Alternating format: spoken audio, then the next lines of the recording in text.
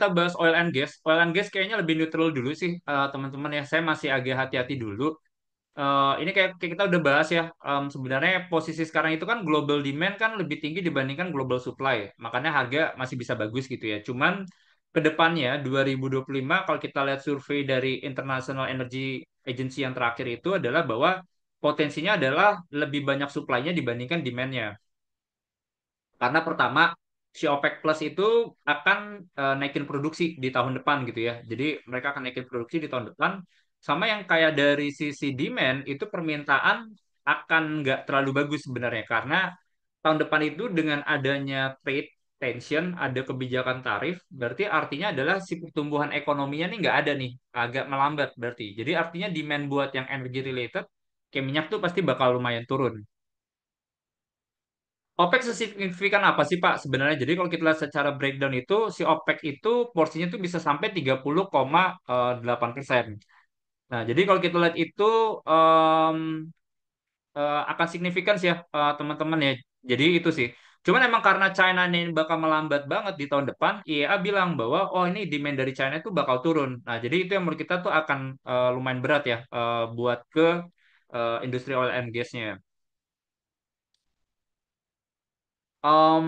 Jadi ini plus kalau kita lihat juga sebenarnya alternatif lainnya ini ya. Jadi kalau kita lihat dari sisi apa persediaan gas alam itu tuh sekarang tuh lagi tinggi, lagi bagus gitu ya. Itu yang juga sebenarnya akan kasih pressure buat ke oilnya itu tadi. Nah jadi itu sih. Nah cuman kenapa kalau buat yang kayak oil and gas di Indonesia, saya sih lebih prefer bukan yang di downstream, maksudnya kayak contohnya kayak Medco atau energi gitu ya, karena mereka kan jualan ini ya, jualan materialsnya gitu ya. Kita lebih prefer buat yang di investment yang di hulunya. Kayak contohnya Elnusa sih. Nah, karena kalau kita lihat buat yang teman-teman coba lihatin yang di kanan bawah, ini total investasi itu tuh belakangan tuh lagi naik ya. Nah, ini kalau kita lihat kan udah naiknya sampai 30% ya. Tahun ini harusnya juga akan lebih tinggi lagi gitu ya. Karena kalau kita lihat dari sisi skema terakhir pemerintah itu kan pengen sebenarnya adalah swasembada energi kan. Nah, jadi kalau kita itu tren investasi itu tuh bakal didorong banget sama Pak Bahlil. Contohnya kemarin kita juga ngobrol ya sama beberapa emiten related. Mereka bilang gitu bahwa dari sisi pemerintah banyak kayak sumur-sumur yang idle itu tuh bakal ditarik lagi, ntar akan di retender. Itu either kayak jadi Pertamina nggak cover, mereka bakal lempar itu ke private. Nah, jadi itu menurut kita bakal kayak dorong gitu. Jadi project ini akan jadi semakin banyak sebenarnya.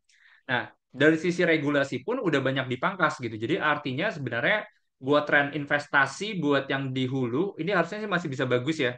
Makanya kenapa saya lebih prefer buat ke El Nusa ya.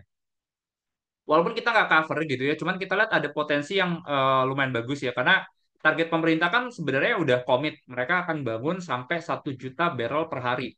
Nah, jadi kalau sekarang cuma 500.000, 600.000, target 1 juta, berarti kan akan digeber banget ya, teman-teman ya. Jadi itu buat ke oil and gas.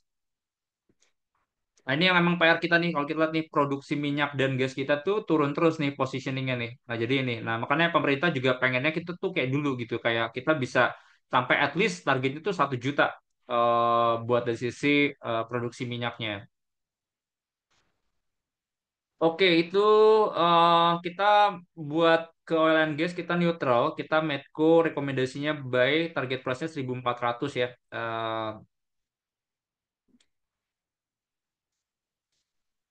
Farmasi